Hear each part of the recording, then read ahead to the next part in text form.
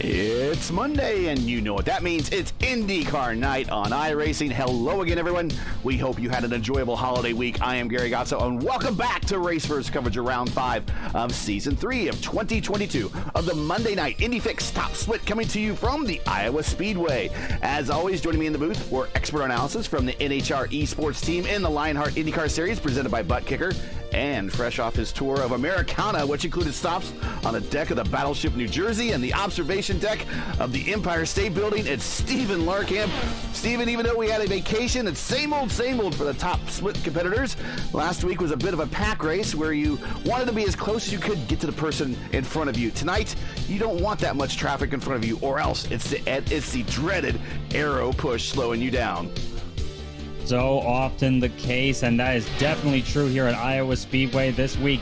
I have the chance to sample the setup a little bit, and not only is aero push going to be a big concern, but also general tire degradation is going to be a big issue for a lot of these guys here tonight, and these tires can really fall off it. And the fact that you're going to go on these tires at most usually about 70 to 75 of the 120 laps we have on offer here tonight, I think it's safe to say we may well get a few drivers simply struggling to keep the car underneath them. This is going to be a tricky night for everyone. Currently watching qualifications. Go ahead. Yeah, we have a look at the first qualifying times coming in. Only 2 laps, of course, and only 5 minutes to run them. A very, very fast 7/8 of a mile oval here at Iowa Speedway, literally in the middle of a cornfield, speaking from personal experience. I've driven by it. He's not lying. Yeah. Then again, pretty much when I was going into Iowa Speedway, pretty much all of Interstate 80 seemed to be cornfields, from the state border to Des Moines. That's true, too. Yeah. It's a boring drive. PDF, a very boring drive. Francis on provisional pole. Okay, all right. The winner on Monday night's top split last week, in fact, at Chicagoland Speedway, Pablo Diaz-Francis, the number 2. Dakota DeMay, the homeboy for us, as right now in P2, and we actually have a spin with Todd LeBron in the 22 machine. This has always been a very tricky racetrack. Of course, ovals look deceptively simple to the casual observer, but every single one of them has its challenges, and Iowa Speedway has its own for certain. And the fact that we're racing in the daytime and the track temperature is 118 degrees Fahrenheit, a lot of guys are going to be scrambling for grip, I would say, and we're already seeing that. Yeah, 2 minutes, 15 seconds. Francis on provisional pole with a 187.076 miles per hour. Dakota right there with him, 186.5. Murphy, 185.6, and Shadid, kind of his teammate at a 185.5. Here are the track records you need to know here from Iowa. Simon Pagenaud holds a track record set back in 2016. Track record 185.855. So these guys are exceeding the track record, which is going to be interesting because these cars will be racing here in the next couple of weeks. So we will see possibly if we can get a repeat of this in the real world. Career wins leader here at Iowa are Joseph Newgard, Ryan Hunter-Ray, each with 3. Dario Franchitti and James Hinchcliffe. That's right. The mayor of Hinchtown himself, each have 2. Indeed they do. And what's going to be interesting about this time, when the NTT IndyCar Series goes to Iowa Speedway, they'll be doing it twice. They're going to be having a double header. That's right, because they don't have enough ovals on the schedule.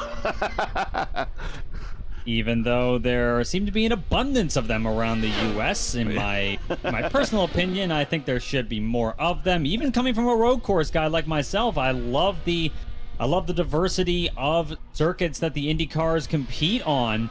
So it'd be great to see. Of course, it's great to see Iowa Speedway back. There was a time not too long ago where we thought that Iowa Speedway was done and dusted as a racing facility. Now that it's back, and Cristiano Benevento, by the way, having some issues here in qualifying. Down at the bottom here, and he's actually just spun coming off of turn number 4 on his second lap. But Iowa Speedway, for a time, we feared was going to be done and dusted, but the track has been saved, and even better, we're going to have 2 races in the weekend, and hopefully more ovals can join the schedule, because oval racing in IndyCar as much as I love road course racing, it always has its place, not just at the Brickyard. Well, and it is the roots of IndyCar racing, which we will get into here in a little bit. Hey, Steven, would it surprise you that half everyone watching tonight right now have not subscribed to this channel?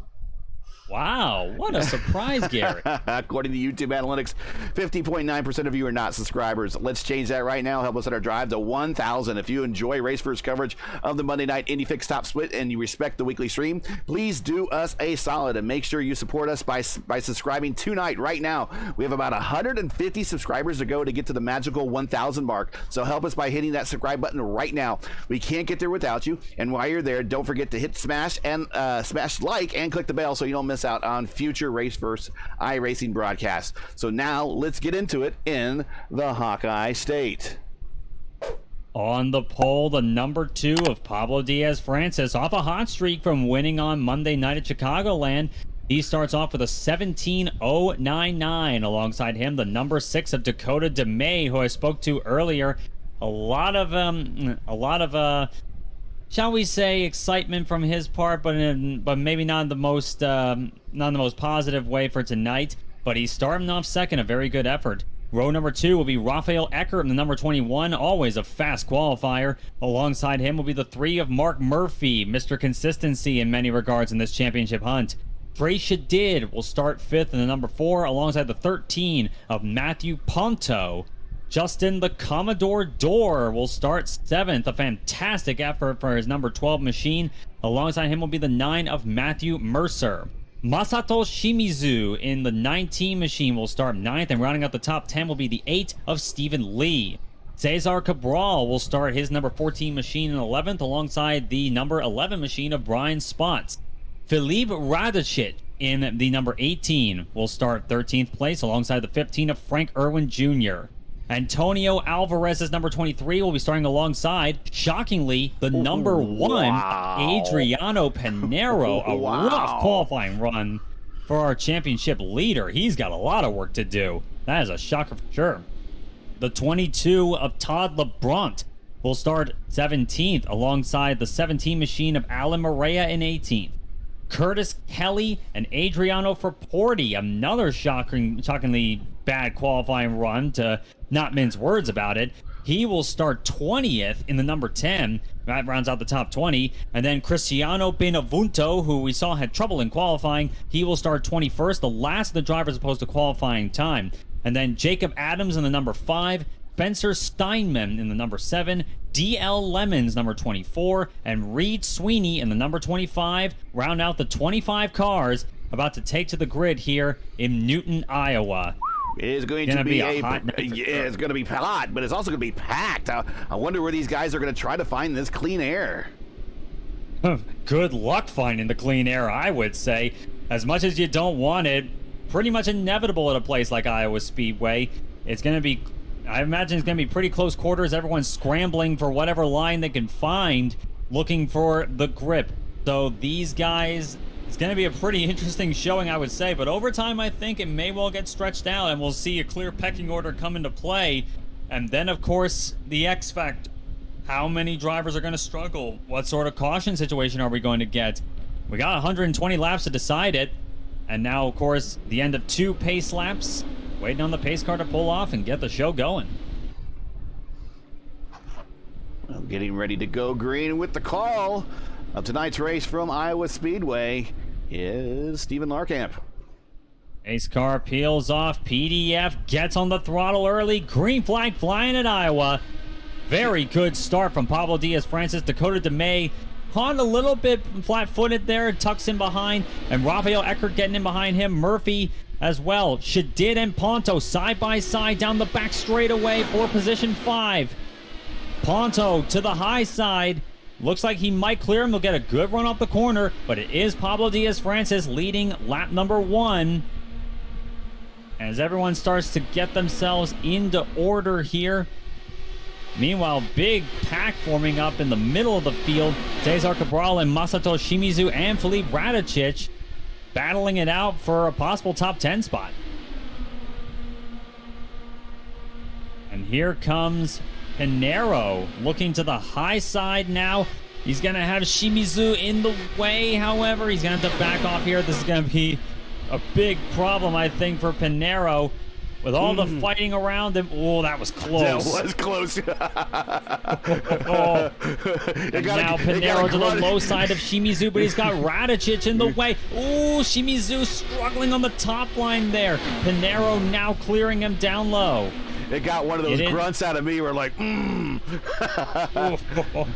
going to see a lot of that tonight. Close quarters battles here with the open wheelers at Iowa, 7/8 of a mile, D-shaped, short track oval. You would think IndyCar runs these quite a bit back in their history. And believe it or not, back in the USAC era, they didn't race anything under a mile. They did not race. It was mainly back in the AAA days where they raced tracks less than a mile. So the first time they went to Iowa and the first time they went to Richmond back when in the IRL years was the first time in 60, 70 years that IndyCar has actually raced on a track less than 1 mile. Amazing when you consider how open wheel racing in North America evolved from short track racing, and of course the Indianapolis Motor Speedway, not to leave the most famous one out. But looking a little bit further up the field, as Murphy, big battle here for third. Indeed, Mark Murphy and Rafael Eckert. Eckert working that medium line there. Oh. Again, though, you're running way up high on exit. Gotta be careful with that. The wall can jump out at you, or at least it seems that way. Yeah, there's multiple lines you can run here. The high line is not just a place where the dirt collects. You can actually make that a usable line around here. And in fact, if you look back into that camera shot into turn 2 and the exit of turn 2, you see 3 distinct lines, a low, middle, and a high. People are actually using everything because you got to find that clean air to get on those front wings. That's definitely true. And looking at our leader, Pablo Diaz-Francis, about 1.5 seconds clear of Dakota DeMay. Not quite in traffic yet. And that's why you're seeing him run sort of the road course-like line, running high on entry, low in the center, and high on exit. And I have a feeling, though, is that going to be good on his tires, though? Yeah, like, how is it affecting his tires? And also the fact that when he comes up to the lap traffic later on in the going, the last place car right now of Cristiano Benevento is already 11 seconds behind, and with lap times around 18 seconds here at Iowa Speedway, that's liable for PDF to catch up to traffic a lot quicker than I'm sure he would want to. Well, watching Dakota, he's about a half a lane off the bottom, so he is not completely stuck to the yellow line like Pablo. Let's take a look at the best laps everyone have turned so far. Francis with that nice clean air, and of course Dakota with that nice clean air out in front of him, both into the 180 brackets. Most everyone else into the still into the 170s, mid 170s to high 170s, but they are sure getting around. Let's take a look at the best lap in terms of time, 17.6 seconds. Boy, you can't do a lot in 17.6 seconds anymore. It certainly doesn't feel that way anyway. And you can do, well, a lap of Iowa Speedway at over 180 miles an hour on the straights here. So it's amazing how fast things are going right now.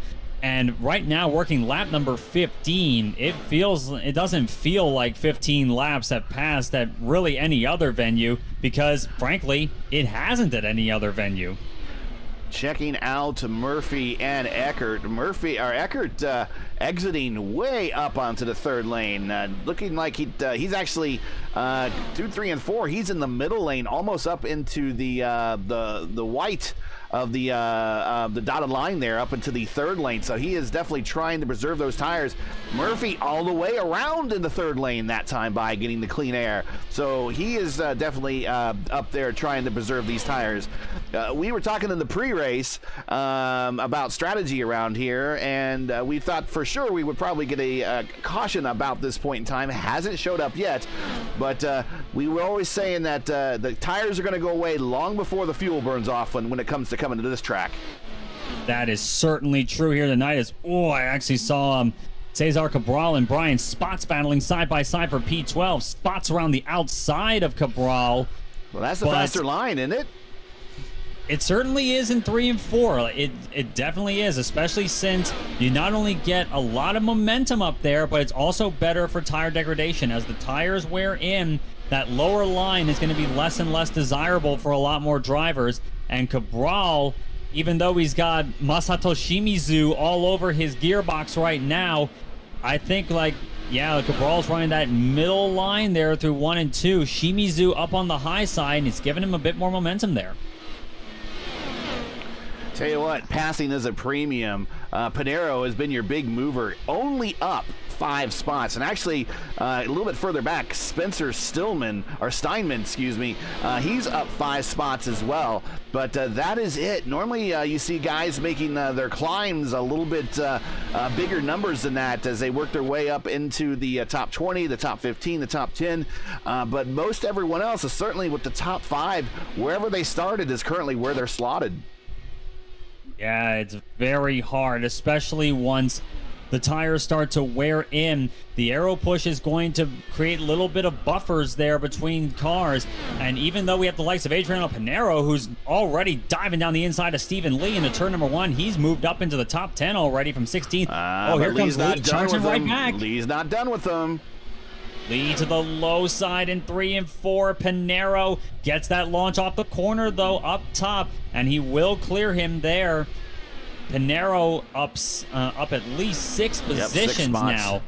And right in front of him, from 16 to 10. And right in front of him in P9 is Philippe there. Philippe is also up up 4 spots, one of the big gainers of the race as well. But the rest of the top 8 pretty much running station as they started. And you mentioned we are starting to see a lot of these buffers. 1.8 seconds back to Dakota DeMaid, 1.6 seconds back to Eckert. Murphy just about a second out of reach of Eckert. Shadid 1.2 behind Murphy. Door 1.1 behind Shadid. Pronto 0.8 behind Door. So we're starting to see very equal distances now between the first 8 cars, 10 cars in the top 10. Radich had a bobble there, and now Pinero's all over him for 9th position. This has just turned into an interesting battle there. I think Radicic was starting to fight with Matthew Mercer in front of him. And it just hit pit road early. Not sure what happened there, but we'll go back to the battle between Pinero. I think Pinero came so close to the wall there. I don't think he hit it, but that is just showing how much Pinero has got to fight for these positions behind Filipe Radicic there. And you mentioned Shimizu already coming onto pit road. Not too certain what happened to the 19 machine. Oh, and actually looking, having a quick peek back, I think he actually brushed the wall on the front straightaway. Ouch. Okay.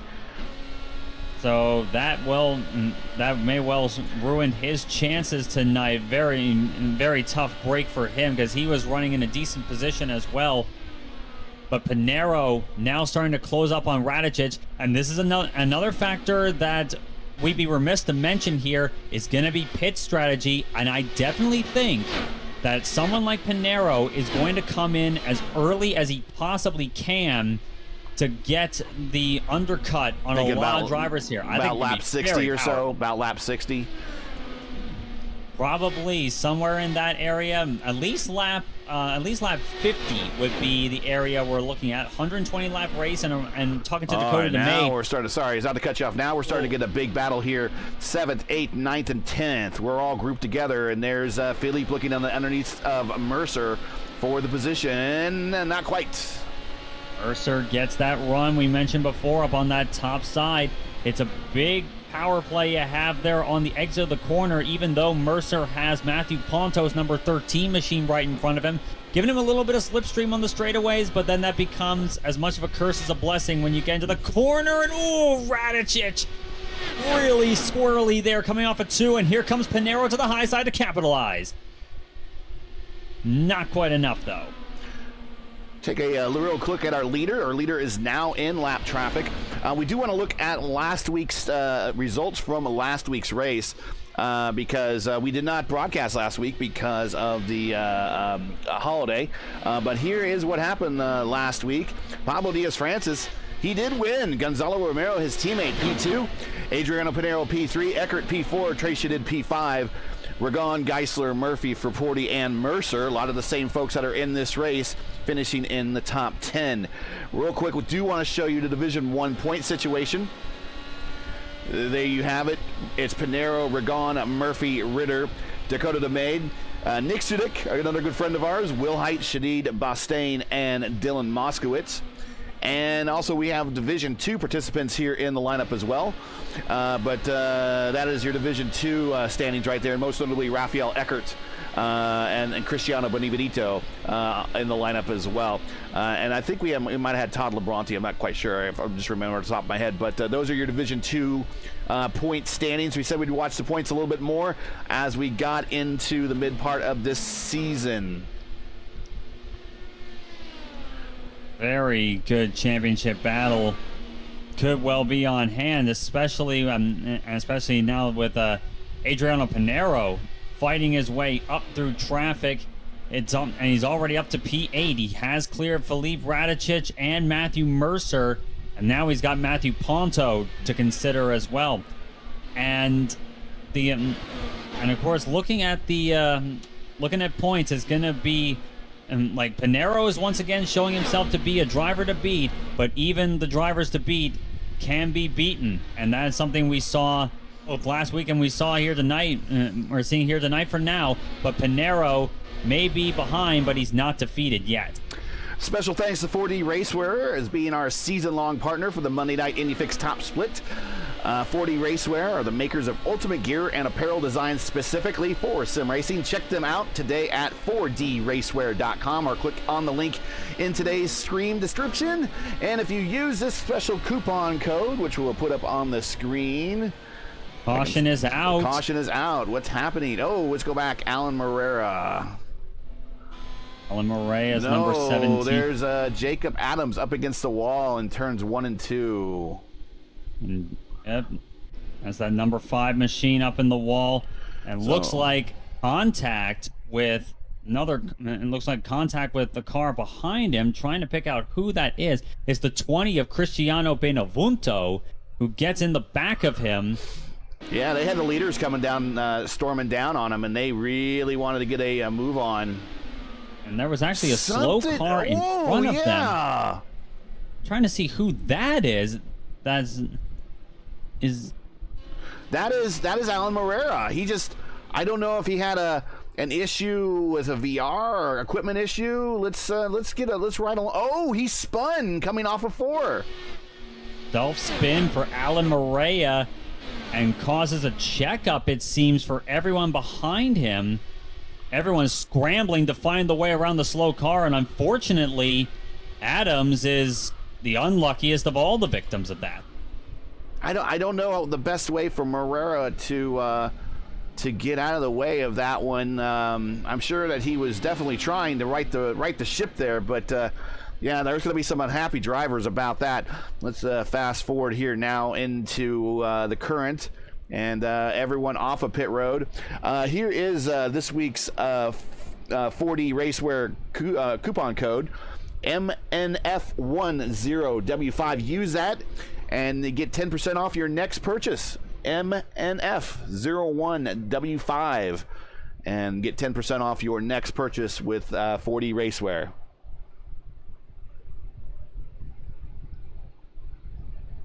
Get back behind the pace car.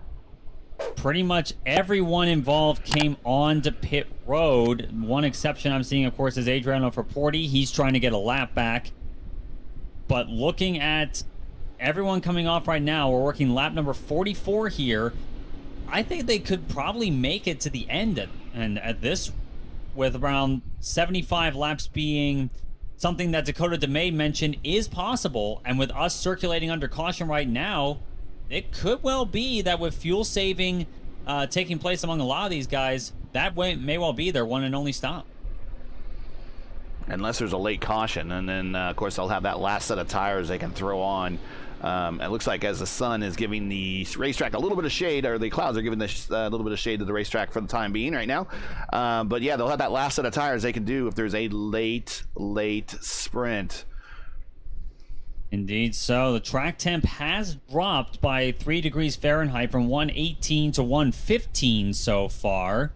So it seems like it is getting cooler as the run goes on, but it's still pretty toasty, and the track is still going to be eating up these tires for breakfast. So these guys have got to consider their tires. They can't really push these cars as hard as they probably could be capable of. So these guys have got to play it very, very carefully here from here on out, especially later on in the going. If you are just joining us, this is RACEWEAR's coverage of the 4D RACEWEAR Monday Night Indy Fix Stop Split, coming to you from Iowa Speedway, where we've completed, let's see, what have we completed now? We are just past 30 laps, I think. Because math is hard. There's a reason why I didn't like calculus in college. But we got a scheduled 120 tonight. If you're enjoying RACEWEAR's coverage of tonight's race and would like to monetarily support our commentary team, make sure you donate via our GoFundMe link in the description for your convenience, and so you don't lose out track of any action on the track going as you see a car for 40 getting in the wave around. You can donate right now and still listen to our call of the race. All you have to do is right-click on the link in the description, go to our GoFundMe page in another tab, make your donation, and when you're done submitting your donation, just close that tab and you'll be right back with us. It's just that easy. Thanks for joining us, and we're getting ready to go green. One more lap to go. Behind the pace car will be lap 47. We're going to restart this race on. So it's very possible, in my estimation, that we probably can make it all the way on fuel. But again, as you mentioned, Gary, if a late caution were to come out, pretty much anyone with sense is going to take it. Get ready. Ace car peeling off. PDF in the middle of the track, though. Yeah, we've seen him do that before. Green flag flying. Interesting call there, but PDF still leads the way. DeMay right in his wheel tracks. Yeah, nobody followed him.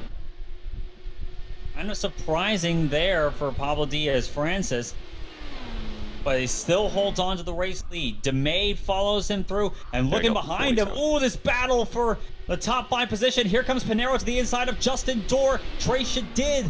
And Trey Shadid also involved there. Oh, that was a bold play by Pinero. Here comes Dorr to the inside of 3. Side by side once again. Pinero gets that launch off the corner. Justin Dorr down to 7th position. Still a very good run from the Commodore tonight. Pinero now looking to set his sights on Trey Shadid. As soon as a lot of people saw P16 on the ticker for his qualifying position tonight, you had a feeling that that was not going to be the same number by the time we got to this point. Coming up to lap 50. Now we are at lap 50. I said 30 a little while ago. Obviously way beyond that, but we're coming up to the halfway point really quickly. Oh, side by side, Ponto and Radicic. Radicic, the inside there was almost contact between the two down the front straightaway. Radicic clears it. Oh, and Ponto nearly is put in the wall there. Mercer, the interested spectator. I don't know how interested he was, but he definitely was watching. I'd say it would be a morbid interest. That would be for certain for Matthew Mercer. I'm sure he did not want to. Contact! He's in the wall! And that's going to correct the other cars! Radicic takes another car with him. I think that's Brian Spots. Caution's out. Big crash down the back straightaway. So Radicic. Wow. And I tell you what, that helped out for Porty because he got a quick caution and is able now to pit with everyone else and stay on the lead lap. But let's take a look and see what happened down the backstretch. So it looks like Radicic got loose in the middle of 1 and 2, tries to correct it. Ponto heads down low, and Radicic lost it again, and it's contact, and then there's more contact with Brian Spots, who's frankly just a victim of circumstance at that point. I'm not sure where he could have gone. Stephen Lee got by with the slimmest of margins, I think. No, there's himself. Stephen Lee was also got a lot of damage there. Oh, he did. Okay, that's too bad. Let's go on his in-car here and see. He just about made it. Let's take a look from his point of view. He sees it happening. He's got nowhere. Of course, the car goes to the inside. He just got clipped. He gets clipped, and then he goes into the wall. Oh, okay. So I thought he might have survived, but he did not. So that's another car that got collected there. So that's going to be Radicic, Stephen Lee, Brian Spots, And I think that might have only been the 3 cars involved. Brian Spots, Felipe Radicic, and of course Matthew Ponto was also involved. He was part of the initial contact there. Ponto is on pit road looking to service repairs. He had a broken front wing from that incident, and I think there's more to that as he's still sitting on pit road as the pace car comes around off of turn number 4. If he is going to try and stay on the lead lap, he's got to get his car going pretty soon here. But we'll see how that happens here. The damage model is another thing to consider as well. It has been updated. That is for sure. It's been updated, we don't have the lucky dog here, thank God, in IndyCar racing. But if you had to say someone that should go out and pick, or maybe picked a couple 4-leaf clovers, it's this guy right here, Adriano Forporti. Got the wave around, had to pit relatively soon, probably within the next 20 laps or so, and was hoping for another caution. Got it, and he is now able to pit and put himself roughly on the same strategy as everyone else now in front of him. Probably should go, after this race, go down to the local 7-Eleven or his equivalent in Brazil and go and get himself a lottery ticket for this, because he's been fairly lucky so far. His pace hasn't been as Forporti-esque, as we'll say. He hasn't been as fast as we've seen him before, but the fact that he's still in the fight, he's had his fair share of solid luck in his favor. Hopefully he can capitalize on it. And the local place to do that in the Iowa area, their chain is in that area, is the Come and Go. Oh. And they spell the word come. I suggest you go Google that.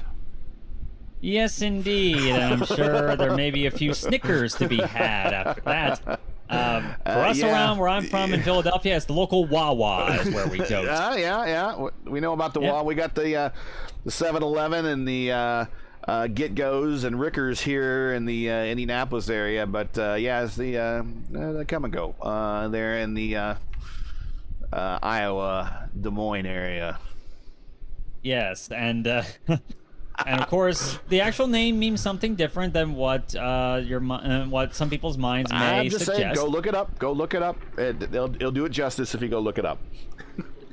And I remember being out in the Iowa area, of course, back in 2019 when I went out for the Lionheart meetup, and one of the common ones we saw was the local Love, because we were around a bunch of truck stops on Interstate 80. Oh yeah, isn't the world's largest truck stop? Isn't that on the road there to Des Moines? Yep, me and my friend drove past that when we went out to Iowa. We saw the world's largest truck stop. We didn't get the chance to stop by. We were kind of in a rush to get to the Speedway.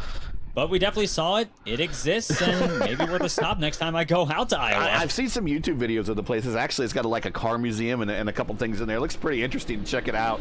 But yeah, the world's, I guess it's the world's largest truck stop, not too far away from here, the Iowa Speedway. If you build it, they will come, in the middle of the cornfield, getting ready to go green with 57 of 120, not quite to the halfway point, and we are underway. Big lead again for PDF. Build a track, they will race, and they're racing once again at Iowa Speedway. PDF with the launch off the line. Dakota DeMay now got Mark Murphy behind him instead of Rafael Ecker. Let's see what Murphy can do to put pressure on the number 6 machine. But meanwhile, Justin Dorr looking to the inside of Trace Shadid. Adriano Pinero lurking behind them once more. Pinero lost a couple of spots there after that whole exchange before. And Pinero working that top side there. It seems like he's having a bit of a struggle so far. He's got Matt Mercer behind. Yeah, he was hitting like every bump that was in that third lane up there. He was hitting it, it looked like, that time by. And now that disrupted his car a little bit, because it's got Mercer all over the back end of him right now. Very close stuff there. Pinero's got to be careful with his tires. I know he wants to make his way up through the field. He's already up 9 positions from where he started in 16th. He's got to be careful on his rubber to make it all the way to the checkers. And he's not even the big guy. Looks like Dorr had a bit of a bobble there in 1 and 2 as well. Take a look at Dorr here real quick. He's not even the big gainer anymore. Go back a little bit here into 11th. Reed Sweeney right there in that white and yellow car. He is up 14 spots here on tonight's top split, and he is your biggest gainer from up 14 to 11th. He's got Antonio Alvarez, though, all over him, looking to take that 11th position, but Reed Sweeney from dead last, knocking on the door of a possible top 10 if the cards fall his way. But Alvarez really getting close to him, looking for any chance he can. And DL Lemon behind him, also a big mover in this race, started 24th and up to 11. 13. Yeah, he is up 11. And Antonio Alvarez channeling, looks like he might be channeling his inner Spaceballs, because he has gone plaid. He hasn't reached plaid speed yet, but he has reached plaid design, and that is the design of his car right there, as he is trying to run down, and he's going to take a shot at him here in one. Nope, it's going to take stay tucked back there, maybe working on some fuel mileage. We'll see. Look a little bit further up ahead, Matthew Mercer is in a battle right here with Adriano Pinero. Pinero getting the pass on the top side, and Frank Irwin might follow him right on through, and he is. Pinero channeling his inner Spaceball, I say itself, because he has gone to ludicrous speed to get up to this top pack right now. But Pinero's got to be very careful. As always, now we got a lap car to worry about. That's Matthew Ponto, who's nursing damage as well. But Pinero has got a lot of pressure behind him, and hopefully for him, he can hold them off. Frank Irwin Jr. is the next car in line behind him. He's gotten around Matt Mercer, so let's see if he can put the pressure on the championship leader. I thought plaid was faster than ludicrous speed. Well, plaid I saw is what it looks like when you go to ludicrous speed. And hopefully they did all the precautions. They closed all shops in the mall. They canceled the three-ring circus.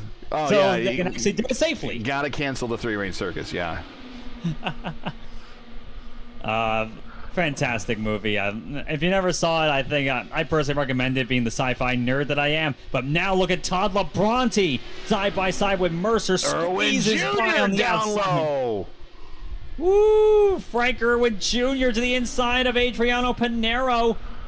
Can he hold on to that side by side in 1 and 2? Pinero clears him. Here comes Labronte to the outside. Oh, he touches the wall. He touched the wall a couple of times, and I think that is going to be costly.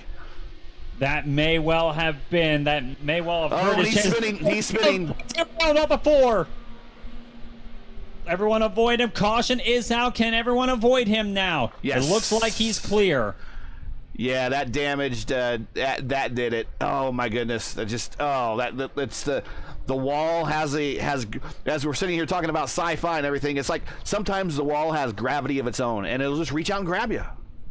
It certainly feels that way. It's so easy, and especially with damage on your race car, these Indy cars cannot tank damage like a stock car can in the slightest. So a little touch like that is going to be costly, and it showed right there. So what that's going to do is it's going to bring the field under caution. What it's not going to do is bring a lot of people to pit road, maybe people further on back. But for the bulk of the field, most everyone has done about 30 laps or so on this current stint. Still, Porty is the one. Porty and Cesar Cabral are the ones really in the kind of the driver's seat here amongst the leaders. Eckert comes in, Pinero comes in, and Dorr comes in fact. Well, we will follow these guys down pit road and see if they go up on the jacks and get a new set of tires. I think they saw their chance with this, and they figure that fresh tires now can be a benefit as much as fresh tires later. Smoke them if you got them. That's what they say. Cesar Cabral also comes on to pit road. Interesting. I wonder if he's just going to top off because he only had 18 laps on that set of tires. It is an interesting call, though. The tire wear can be pretty significant. I was trying things out earlier tonight, and it can be pretty rough on tires. And in fact, looking at when fresh tires were put on Adriano Pinero's car, his fast lap was a 17.9 on lap 48. And then a few laps later, on lap 52, it was an 18.5. It's a pretty big tire drop-off, it would seem, tonight. Well, for Porty staying out, he is now the first car. He's actually on his own schedule right now, on his own strategy. The first 8, so PDF right here, followed by our man Dakota, then Mark Murphy, Trey Shadid, his teammate there, Frank Irwin Jr., who we just been kind of marveling as he's been slicing and dicing them up to the front. Matthew Mercer, he's been very fortunate with some close calls here in the last 20 laps. DL Lemon, just a great survival story from the rear up now into the top 10. And Spencer Steinman, those top 8 right there, they are all on 30-lap-old tires. Right behind them is for Porty. For Porty's on 20-lap-old tires. So the interesting story is, starting back here in P10, Rafael Eckert, he's the first car with fresh tires. So it's Eckert, Dorr, Pinero, Alvarez, Benevenito, Sweeney, and Cabral. Those are all your cars from 10th to 16th that are on a new set of tires. This will definitely be an interesting mix-up here as we're coming to 45 laps to go. That may not sound like a short time, but believe me, the laps can click off pretty quickly here at Iowa Speedway. And of course, still behind the pace car for another 2 laps now. So a lot of these guys on fresh tires, they are going to be wanting to make hay while the sun shines and close up the gap, and they'll have the rubber to do it for now. That is for sure. Taking a look in the field right now, we have 20 cars on the racetrack at the moment. Morera currently still showing in the race.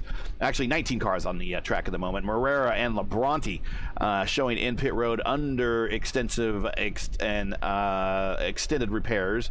Shimizu is back in P24. He is the lowest car running, but he is still running, and in about 5 laps is going to start making up some spots on some people. So Shimizu will, just by nature of keeping out there and keeping it going, will pick up a few spots and might crack into the top 20, depending on how this race shakes out. Then right in front of him on the racetrack is Matthew Pronto, who has been running around, also wounded as well. And then the first car lap down is Curtis Kelly, which you see right there on your screen. And the DHL. Iowa Speedway can claim a lot of victims. Quickly. Indeed so. And now 1 to green, coming to lap 77 we're going to be starting with. Pace car peeling off. PDF. The dominant car of the night gets on the throttle once more. Dakota kind of lagging back there. I don't think the top 3 really let him get away that fast, but looks like they did. And actually, it's putting dropping Dakota into the clutches of Murphy. Murphy having a peak down low into 3 and 4 for P2. Don't think he's going to get the momentum this time. DeMay gets the launch on the top side that he needs. Mark Murphy, though, I think he's sensing a chance, and through all of this... Oh, DL Lemon clips the apron, captures it again, manages to keep it straight, but loses the position as a result. But handy work there by the hands of DL Lemon to keep him straight and not another yellow.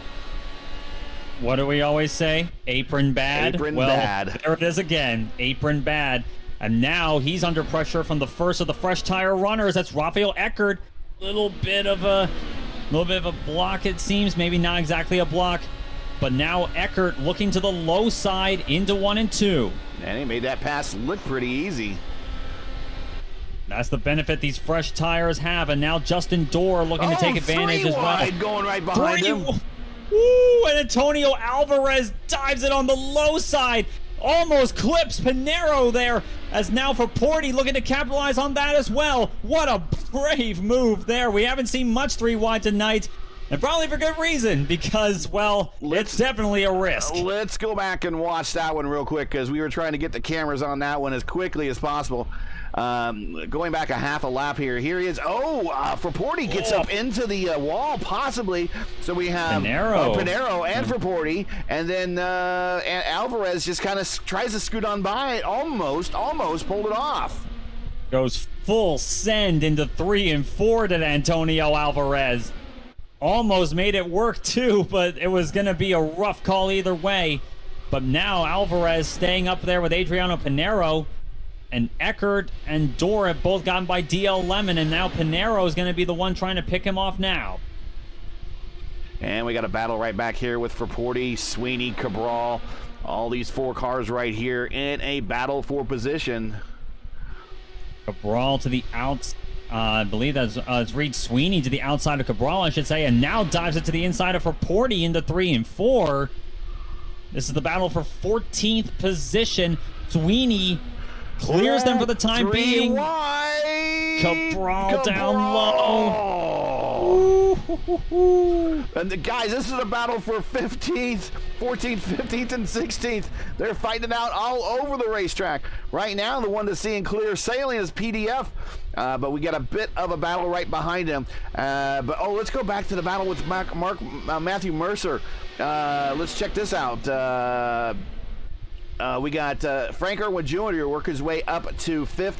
Then we got Spencer Steinman now, who is currently side by side with Mercer into 1 and 2. Has the position at the moment. Mercer fighting back on the high side. Not quite clear. Still side by side going into 3 and 4.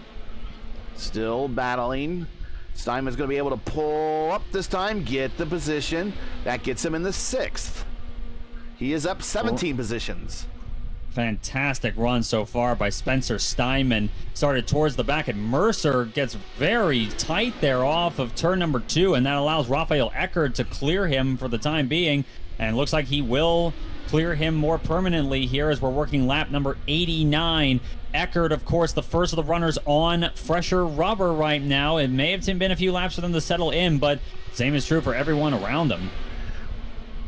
Yep, Eckert 16 laps on the current stint. Everyone else around him 46 laps on their current stint. So we might have found the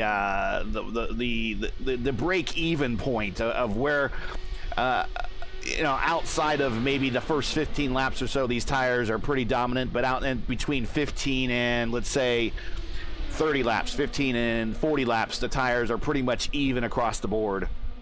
That would sound about right. The equilibrium does come into play, especially later on with these tires, and therefore the front runners are going to be pretty even with the guys around them. So that provides more incentive for the likes of Eckert, Dorr, and Pinero to make up positions while they still have the advantage. Down low, side by side on Frank Irwin Jr. into 3 and 4. He's going to see if he can pull it off again. If he doesn't, Rafael Eckert's going to follow someone through. No, Eckert's going to screw it. I'm going to take it 3 wide. What a play by Rafael Eckert. And that was 3 wide down the backstretch. Oh, Eckert got tight there off of 2. That did not help him. He wants these positions now. And now a bit of a checkup there. Steinman almost. He had to definitely roll out of it. And now we got 2 more cars entering the picture. Eckert, we got Mercer and Dorr. Justin Dorr, another one of those fresh tire runners there. Eckert battling hammer and tongs for this spot. Eckert was going to make a hole, whether there was one there or not, it looked like. Oh, Dorr was hitting off of 4. Dorr loops it off of turn number 4. Is that going to be a caution? He's gone down to that little road there. I don't think that's going to be a yellow yet. No, but that's going to cost him massive track position. His day is done.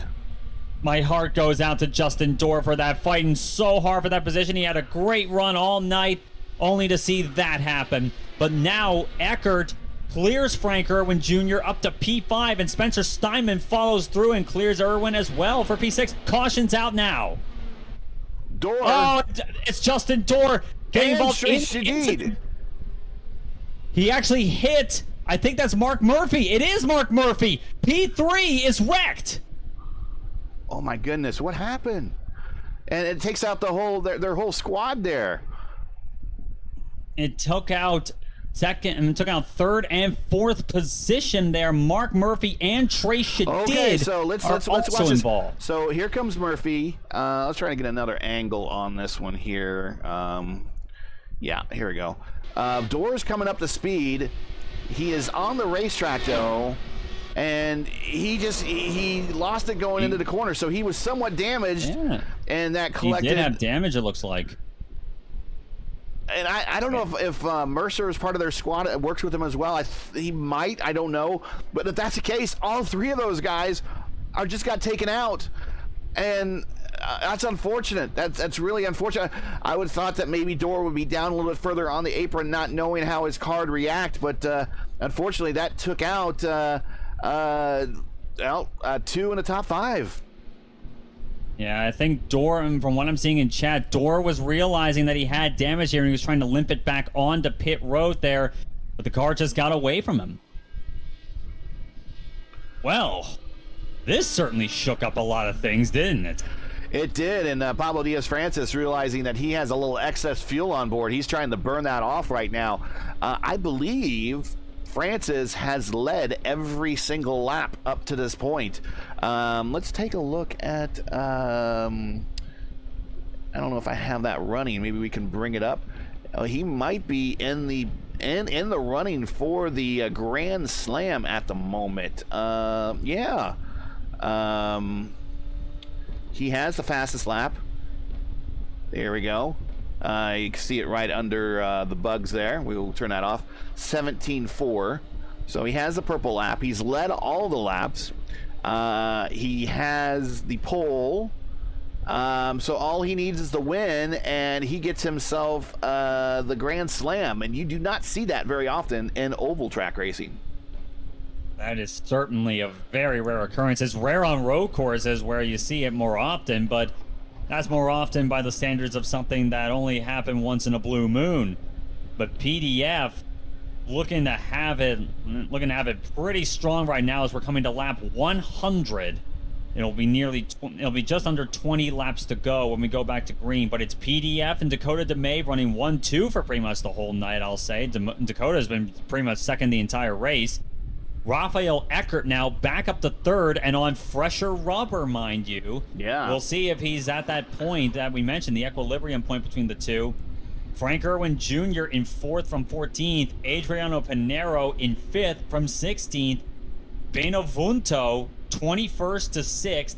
Antonio Alvarez 15th to 7th. Reed Sweeney dead last to 8th.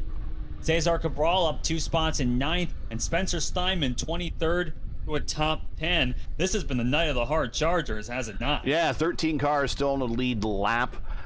We still have everybody is still we're still showing Shadid in the pits with an extended stop. Curtis Kelly on the racetrack. Mark Murphy in the pits with an extended stop.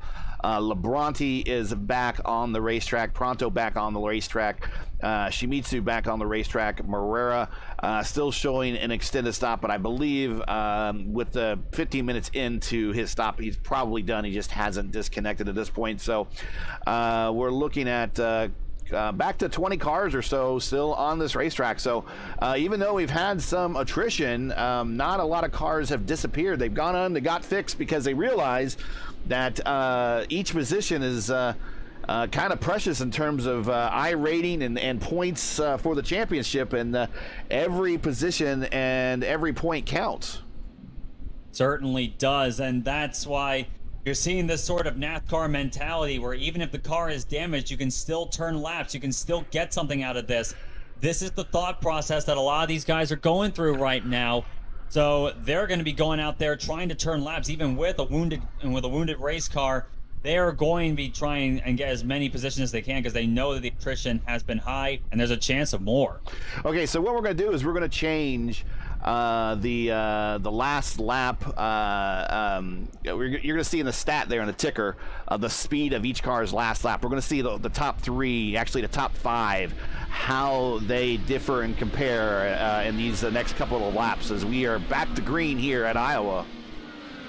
PDF once again with the jump we were looking at here. And now the battle on for second place. Rafael Eckert and Dakota DeMay. Let's see what Eckert can do on fresher rubber. That time by Francis 176, Eckert 176.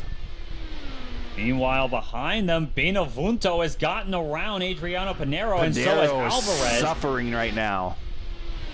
Pinheiro uncharacteristically struggling right now. See what he can do. There's actually does he maybe have some damage from scraping some walls? I don't recall seeing any sort of contact like that, but now as we see Frank Irwin Jr. get a little bit of a bobble off of 2 and lose a spot out to Antonio Alvarez, at least for now. Can Irwin get back by him? And now looking to make it 3 wide is Reed Sweeney down on the low side. Not quite enough there to hold on to it down the back straightaway, but Sweeney taking advantage while he still can. Let's see what he can do here. Actually, that's Sweeney up on the top side. Eckert's around Dakota, and last time by, Eckert faster by half a second, or half a mile per hour. Excuse me. That'd be pretty amazing. He would have found ludicrous speed if it was half a second out. Well, I mean, that time by, Francis 179.5, Eckert 180.2. Eckert's certainly on the charts as a possible win up for grabs if he can hold on to that sort of pace. But looking at this gaggle of cars behind them, Reed Sweeney and Cesar Cabral leading the train. Then it's Matthew Mercer, who's been maybe has to buy a lottery ticket himself after this race for all the stuff he's been through. Yeah. Adriano Pinheiro still struggling with seems. He's battling with Frank Irwin Jr. and falling down to 9th position. This something seems to be up with that number 1 machine tonight. Yeah, Mercer, remember, was spun a little bit in that last incident with just about all the American drivers in the lineup. Cabral.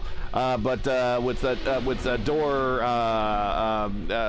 Shadid, and Mark Murphy, but he kept it straight, didn't lose any positions, and now he is in this this 3-way battle here for 4th spot, actually for 5th spot.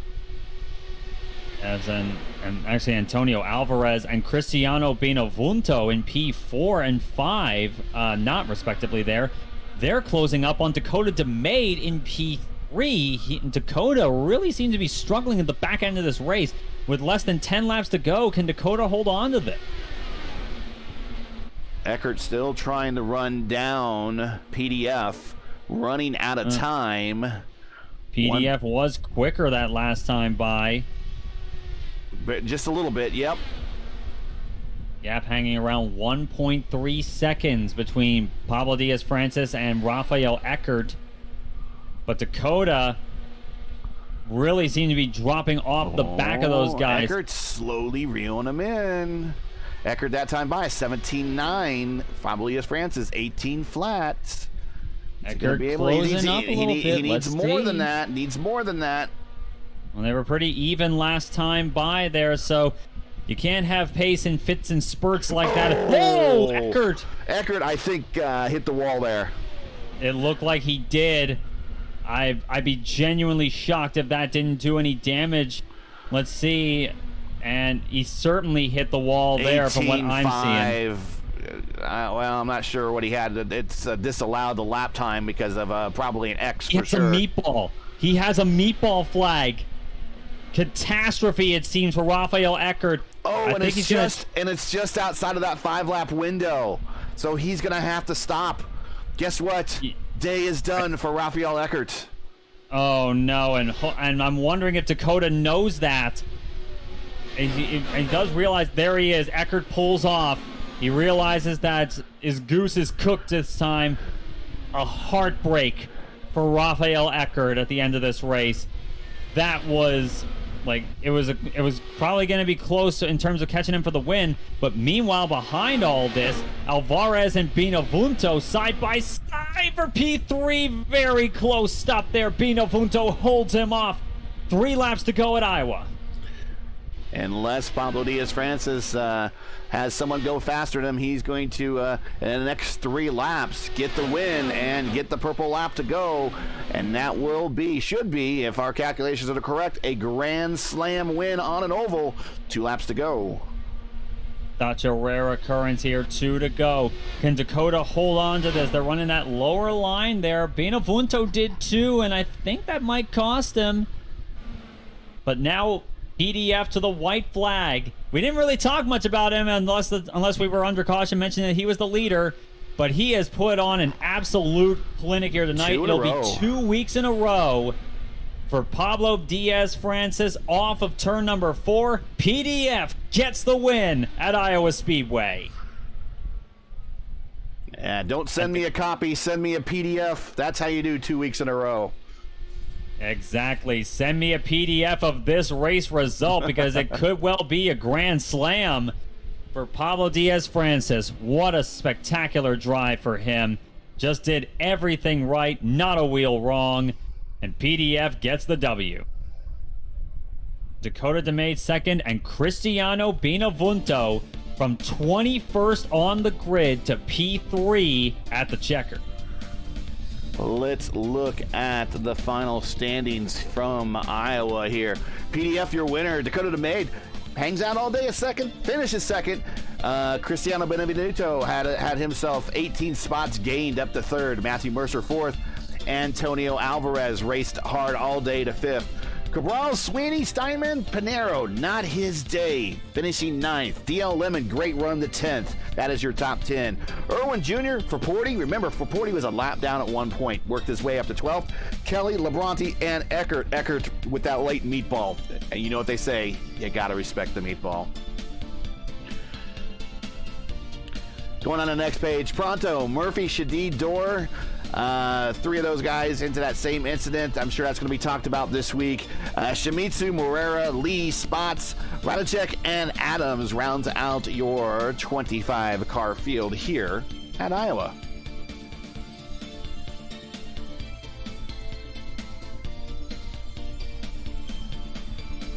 And of course, one of the first jump in the interview booth is Dakota DeMay. Go figure. All right.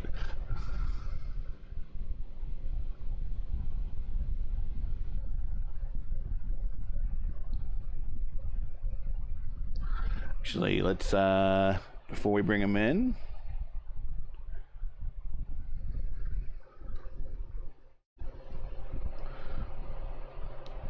let's give Dakota some extra screen time here and find his car. There it is.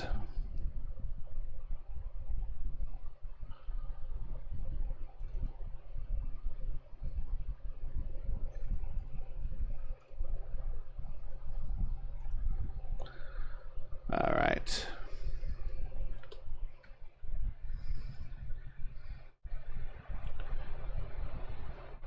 Bringing you up into the booth. You didn't go too far. we put you down there when we left you, and then we come back to the broadcast, and you're still there. But man, started on P2, went to P3 for a little bit, got it back, and I guess a great run. But I guess you spent most of your time here, most of this 120 laps in chase mode. I wouldn't say chase mode. It was just trying to save the tires mode. As soon as right after those 3-4 laps after a restart, your tires get so hot, and it absolutely kills the tires. And I wanted to save that extra set for the last 30 laps or so. But then you just had a bunch of cars. The caution came out, and you had a bunch of cars already not going to pit, and so I didn't want to get pushed back to 10th or 9th or so. I felt like track position was more important there. Yeah. And the last 20 laps, I was just giving it all I had. I was just cranking up the weight jacker and just ready for the tires to just explode at any moment. Finished 36% on the right front. So I didn't catch what happened to Raphael there, but he totally had second, I thought, and then I was catching up to him, and then he went into the pit. So I don't know what happened. He brushed the wall on his own. And now, yeah, he had hit a wall, hit the wall, and then according to timing and scoring, got the meatball. So he unfortunately was he had the fresher set of tires. He was running down PDF for a while. And then we were really talking about this in the broadcast. Yeah, you noticed after about 3 laps or so that the what's good of the tires is gone. We noticed that up to about 15 laps or so, the guys with the fresher tires could battle out those guys with the older tires. And then once the tires got past 15, 20 laps, there really wasn't much of a difference between 40-lap old tires and 20-lap old tires. Maybe a little bit in time, but not a lot to really, pull off a pass unless the driver that you're trying to pass had some sort of issue. So it was basically just trying to do 120 laps of mistake-free racing. And here at Iowa, that's hard to do. Yeah, that was my plan too, because there was a 20-lap difference or so on those tires, I think, on that last stint, and I was like, okay, hopefully they'll kind of be equalized with me being up in second, and I made one little slight mistake, drove it a little too hard in the 3, had to let off the throttle and coming to the front straight, and Raphael got by me there. But yeah, it was all about just trying to stay clean. I was hoping there would be more longer green flag runs, because battling those lap cars was going to make it real interesting. And yeah, it's unfortunate that Mark also ended up getting the bad end of that there too, because he was giving me a good run for second. Yeah, there's just a lot of weird incidents, and the car standing still on the main straight that took out a couple people. The incident in turn 3 that took out a couple of the top 5 guys. Just a strange day, but it's. I would say that this is a typical battle now of at least day races at Iowa, where it's just a battle of survive.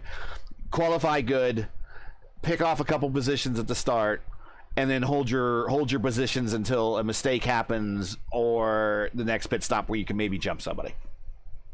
Yeah, I think that's pretty much the plan. Yeah. You got anything, Steven? Yeah, overall, I figured it would be a race of attrition as soon as I first turned laps in the practice session before this race. And do you think that, what would you say would be, your thought process going between daytime racing at Iowa Speedway and nighttime racing at Iowa Speedway? Because to me, they feel like 2 very different racetracks.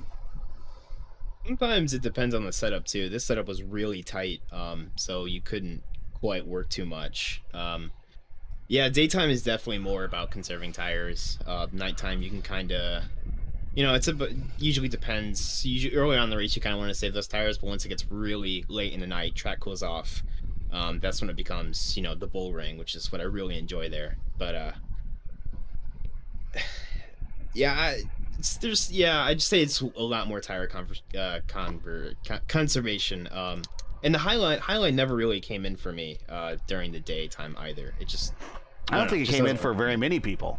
I mean, there are people that hold off passes up there and then pull some passes off, but we saw some very early on some people trying to go up there to camp and maybe bring the line in, and it wasn't really working maybe as fast as they wanted. Maybe if this was a longer race, not like the little sprint race we have here with Indy Fix, but maybe a longer race that maybe would have come in, especially if the temperatures were going down, because I believe the temperatures were coming down at some point during the race. But yeah, the high line, you mentioned it.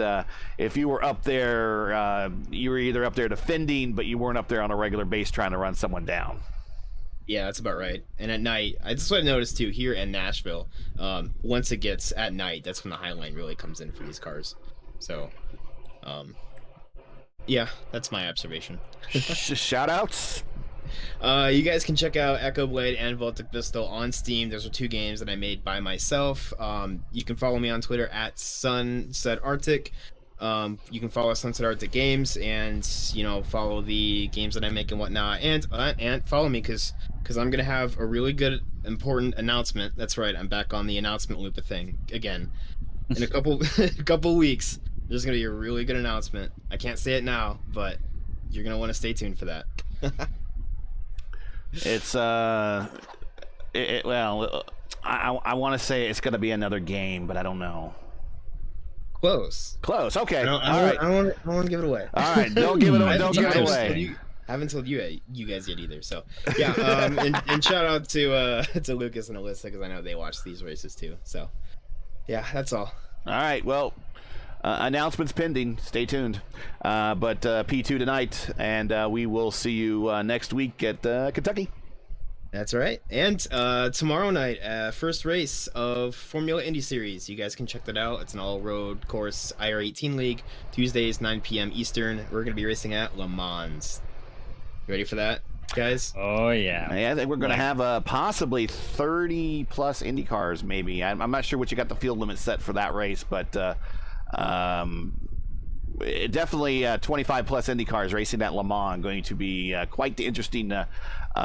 we don't have DRS, but a DRS train down the straights there should be pretty interesting. So check it out, and it'll be if you actually click the bell after you subscribe to the channel, you'll be reminded about the tomorrow night's broadcast, and you'll see it right here on Raceverse. But thanks a lot, Dakota. Good luck tomorrow, and we'll see you next week. Yeah, thank you, guys. All right, Steven. Final thoughts on Iowa before we move a couple of states to the south and east, and we show up in Kentucky next week on the new version of Kentucky, not the legacy version, I believe. We're on the new version, so the oddly not symmetrical version. I'm kidding. I like the non-symmetrical version of Kentucky. I have a pretty good record there. I like both iterations of Kentucky. The old one maybe a little bit more so, but New Kentucky is not terrible in an IndyCar context that I've seen. But Iowa Speedway tonight, it's always going to be the bull ring. It's going to be a challenge, not just the other drivers around you are going to be the challenge. It's going to be the track itself. We saw that quite handily here tonight, and it caused a few drivers to slip up. It caused interesting strategies. It caused some good racing, I would say. Yeah. And the driver who really mastered the track won it, I would say. PDF put on an absolute clinic here tonight. And dominated. And yeah. Just straight up. And then we go to Kentucky Speedway, the new version of Kentucky Speedway. And it's certainly a very different beast than not just Iowa Speedway. Of course, it's a bigger track, faster. But also from the old Kentucky Speedway. The bankings are different at each end of the speedway, kind of in a way like Texas Motor Speedway, except in my opinion, Kentucky is more fun than Texas. Opposite ends are swapped in terms of the way they've been reconfigured. Pretty much, yeah. Opposite ends of the speedway have been swapped around, and I think it's more fun in that regard, but that's just a take. And Kentucky Speedway, I think it's gonna be really interesting to see what sort of lines everyone's gonna run there, and the kind of racing we're going to see. I think it can be a lot of fun.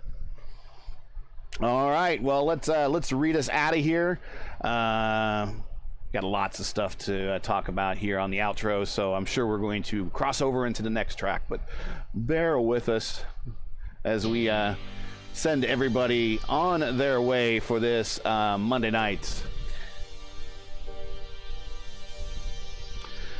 So that's it for tonight. Once again, your podium here from Iowa is Pablo Diaz-Francis, Dakota DeMaid, and Cristiano Benvenuto make up your top three. Join Steven and myself again next week for round 6 of the IndyFix Top Split of Season 322 from Kentucky Speedway. Coverage, as always, begins around 8:15 Eastern Time. That's 8:15 p.m. Eastern Time. And you can find everything you need here on YouTube at youtube.com/raceverse. Hey, we love bringing these races to you, but they're not easy and require time and money to produce. Because of your generosity and donations, we've been able to bring you the last 3 IndyFix seasons for free. But if you share our passion for the sport of IndyCar and enjoyed our coverage of the Monday Night IndyFix Top Split, please take time to visit our GoFundMe page. The link is in the description, and donate to our Season 322 Monday Night IndyFix Top Split broadcast fund. We realize times are tough, so any contribution will be greatly appreciated. We want to thank everybody for watching, though, and making us part of your Monday evenings each and every week. Now, as you know, the YouTube algorithm game is not easy, so please help support Raceverse with the weekly grind. Leave a comment below and let us know what you thought of tonight's race. And if you enjoyed tonight's coverage, support us by smashing like, just like that. If you're new, click subscribe, and while you're at it, hit the bell for weekly reminders. And that's so you don't miss out on more Race Versus other iRacing programming, including the Race Versus Formula Indy Series on Tuesdays, as mentioned by Dakota. And that will be me and Steven tomorrow night. On Wednesdays, we got the Revolution Indy League's Schaefer's IndyCar Series. On Thursdays, we'll have Stock Carnival de Brazil on, that we'll be covering. And on IndyCar Fridays, that's the NTT IndyCar Race Weekends, we will have the IndyCar iRacing Series Strength of Field race on Fridays. And don't forget, if you are watching IndyCar this weekend, it is on Peacock only here if you're in the United States. Keep your browser set here for the most in-depth IndyCar knowledge of all of iRacing. Race First, we know what Indy means. Race First Monday Night Indy Fix Top Split naming rights are paid for by 4D RACEWEAR. 4D are the makers of ultimate gear and apparel designed specifically for sim racing.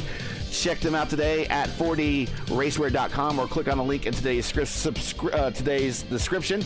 And if you use this code, you get 10% off on your next purchase from them. So use that today. For business inquiries, learn more about Race First and what we do, visit racefirst.com or follow us on Twitter. You can follow all of us on Twitter at our profiles right there at the bottom of the screen.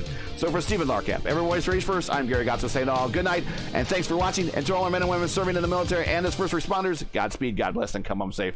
Catch us again next week at Kentucky Speedway for the next race of the 4D RACEWEAR Monday Night Indy Fixed Top Split. See ya!